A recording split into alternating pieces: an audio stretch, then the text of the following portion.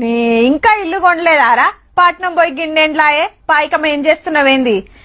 వానికేంద్రా, ఏ నవ్వు కాడ ఫ్లాట్ కొనేసే ఉంటాడు గాని మనకు చెప్తాడు. అబ్బా జర్రంతా ఆగుతాయిపోరా, 70 లక్షలు పెట్టుకుంటే ఏం పెరగకపాయే. హవు కాక ఫ్లాట్లు అమ్ముతున్నావట, ఎంత చెప్తున్నావే? ఎంతరా? గజం 80,000.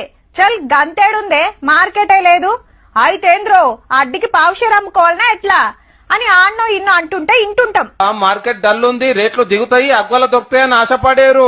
నిరుడుకు ఇప్పటికి 10వ పరకు వెరుగుడే గాని ఏడ ఏకాన దగ్గలే. మంచి రేటు వచ్చినాడే అమ్ముదామని, పెట్టిన పైసకు లాభం రావద్దా అని అట్లనే ఉంచుకున్నాడు తప్పితే ఎంతకో కొంత కమ్ముకుందాం అనేటోళ్ళు అయితే లేరు. అంతలా అర్జెంట్ ఉంటే తప్ప. అదేందో గాని రియల్ ఎస్టేట్ లేదు లేదు అనుకుంటేనే సిటీ శివాలు రా, ఎటు చూసినా మొగులు దాకే టవర్లు లేపుతున్నారు, విల్లాలు గడుతున్నారు, ఇల్లు రెడీ అవుతున్నాయి. కొనేటోళ్ళు ఉంటేనే కదా పని పెట్టుకునేది. ఈ లెక్కన రేపు రేట్లు ఇంకింత మీదకి పోవుడే గాని కిందికి వచ్చే పరిస్థితి అయితే